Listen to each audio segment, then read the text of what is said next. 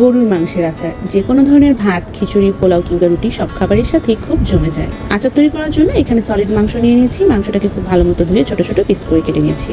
এখন একটা প্যানের মধ্যে কেটে নেওয়া মাংস, আদা বাটা, রসুন বাটা, ভাজা জিরার গুঁড়া, ধনিয়া গুঁড়া, গরম মশলার গুঁড়া, গোলমরিচের গুঁড়া, লবণ, শুকনো মরিচের গুঁড়া, হলুদের গুঁড়া আর সরিষার তেল। অবশ্যই সরিষার তেলটা দেওয়ার চেষ্টা করবেন। এখন সবকিছুকে খুব ভালো মতো মিশিয়ে চুলায় বসিয়ে দিচ্ছি। তো আপনাদের হাতে যদি সময় থাকে আপনারা আধা ঘন্টার জন্য রেস্টে দিতে পারেন। চুলায় বসিয়ে 5 মিনিটের জন্য মাংসটাকে ঢেকে দিচ্ছি। 5 মিনিট পর অনেকটাই পানি উঠেছে আর এই পানিটা দিয়ে মাংসটা পুরোপুরি সিদ্ধ করে নিব। তো মাংসটা পুরোপুরি হয়ে গেছে। এখন আচারের ফোড়ন তৈরি করে নিচ্ছি। চুলায় একটি প্যান বসিয়ে দিয়ে দিচ্ছি সরিষার তেল, গরম মশলা, এলাচ, লং, রসুন কুচি, আদা কুচি, আস্ত শুকনো মরিচ আর আস্ত রসুন। আচারের অথেন্টিক স্বাদ পাওয়ার জন্য আপনাদেরকে অবশ্যই আচারে একটা ফোড়ন দিতে হবে। তারপর দিয়ে দিচ্ছি রান্না করে নেওয়া মাংসের সাথে ফোড়নটাকে খুব ভালো মতো মিশিয়ে নিচ্ছি। তারপর দিয়ে দিচ্ছি আচারের মশলা।